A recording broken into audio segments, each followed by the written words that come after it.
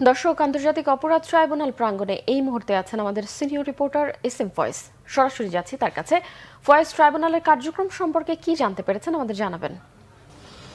Tribunal কার্যক্রম এর আগের সংবাদে যেমনটা জানিয়েছিলাম, সকাল 10টার দিকে একে একে আন্তর্জাতিক অপরাধ ট্রাইব্যুনালে সাবেক যে মন্ত্রীরা রয়েছেন, আওয়ামী লীগ সরকারের যে প্রভাবশালী মন্ত্রী, সচিব এবং বিচারপতি রয়েছেন, তাদের নিয়ে আসা হয়েছে।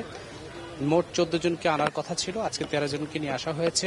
একজনকে আনা হয়নি, তিনি হচ্ছেন সাবেক কৃষিমন্ত্রী আব্দুর রাজ্জাক। তিনি অন্য মামলায় রিমান্ডে থাকায় তাকে নিয়ে আসা হয়নি। ভিতরে শুনানি চলছে, সেখানে সর্বপ্রথমেই শেখ হাসিনার যেই দুঃশাসন বা যে গেল 15 বছর তার যেই আমলে যে খুন, গুম, হত্যা, মানুষের উপর নির্যাতন, নিপীড়ন, এই বিষয়গুলো প্রসিকিউশন তুলে ধরেছেন এবং সেটাই বলছেন। আদালত জানতে চেয়েছেন শেখ হাসিনা কোথায়, তিনি পালিয়ে আছেন। তখন প্রসিকিউশন বলছেন যে শেখ হাসিনা পালিয়ে আছেন, তাকে গ্রেপ্তারের জন্য পুলিশের কাছে ইন্টারপোলে যে রেড অ্যালার্ট জারি করা হয়েছে তার আপডেট জানতে চেয়েছেন। সেই বিষয় জানার পরে তখন প্রসিকিউশন বলেছেন যে শেখ হাসিনা ভারতে পালিয়ে আছেন, তাকে ফিরিয়ে আনার জন্য অন্তর্বর্তী সরকার কাজ করছেন। তাকে কিভাবে ভারত থেকে বন্দি বিনিময় চুক্তির মাধ্যমে ফিরিয়ে নিয়ে আসা যায় সেই বিষয়ে তারা কাজ করছেন। আমরা যদি একটু ভিতরে ছিলেন আমাদের বিশেষ প্রতিনিধি আহমেদ সারোয়ার, তাকে যদি আমরা একটু জিজ্ঞেস করি যে সারোয়ার ভাই, ভিতরে কি শুনানি হয়েছিল, কি জানতে চেয়েছিল আদালত, যদি একটু বলেন। আজকে তো দুটো মামলার আসলে শুনানি ছিল এখানে। দুটো মামলা, একটা হচ্ছে শেখ হাসিনার বিরুদ্ধে, শেখ হাসিনা যেখানে এককভাবে আসামি, আরেকটা হচ্ছে 45 জনের মতো ছিল, তার মধ্যে 13 জনকে আজকে এখানে হাজির করা হয়েছে। তো প্রথমে শেখ হাসিনার মামলাটা উপস্থাপন করা হয় এবং মামলার শুরুতে আজকে ট্রাইব্যুনাল যখন কাজ শুরু করে তখন এহসানুল হক সমাজি উনি এই 5 আসামির পক্ষে তার ওকালতনামা দাখিল করেন। কিন্তু সে সময় চিফ প্রসিকিউটর তাজুল ইসলাম ট্রাইব্যুনালকে জানান যে এহসানুল হক ওনার কাছে, তাজুল ইসলাম সাহেবের কাছে যতটুকু তথ্য আছে তাতে তিনি জানতে পেরেছেন যে এহসানুল হক সমাজিকে হয়তো রাষ্ট্রপক্ষে অর্থাৎ প্রসিকিউশনের পক্ষে গুরুত্বপূর্ণ দায়িত্ব পালন করতে হবে।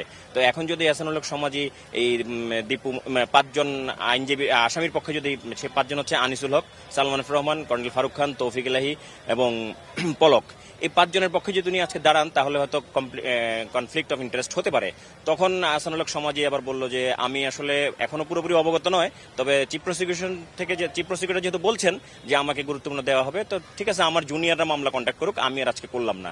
এরপরে শেখ হাসিনার বিরুদ্ধে যে অভিযোগগুলো ছিল তার একটা পটভূমি তুলে ধরেছেন তাজুল ইসলাম এবং পটভূমি শেষে ট্রাইব্যুনাল অবশ্য জানতে চেয়েছেন যে শেখ হাসিনা কোথায় আছেন। যেটা আপনি বলেছেন যে শেখ হাসিনার ব্যাপারে রেড অ্যালার্ট জারি করা হয়েছে, উনি ভারতে আছেন বলে জানাচ্ছেন।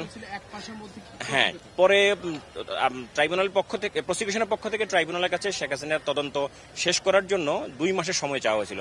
তখন ট্রাইব্যুনাল তাদেরকে 1 মাসের সময় দিয়েছে এবং এই শেখ হাসিনার বিরুদ্ধে যে অ্যারেস্ট অফ ওয়ারেন্ট তার আপডেটটা জানতে চেয়েছেন। তো ট্রাইব্যুনাল আগামী প্রসিকিউশন তারা বলেছে তদন্ত সংস্থার মাধ্যমে তারা আগামী 17 তারিখের মধ্যে আদালতের আদেশ প্রতিপালন করার চেষ্টা করবে। এই কিছুক্ষণের মধ্যে আমরা দেখতে পাচ্ছি যে এই ট্রাইব্যুনালের কার্যক্রম প্রায় শেষ হয়েছে। আমরা সাংবাদিকরা সবাই ভিড় করছে। এই মুহূর্তে প্রসিকিউশন এবং আসামি পক্ষের আইনজীবীরা বের হয়ে আসবেন এবং আসামিদেরকেও নেওয়া হবে। তো এই ছিল অবস্থা।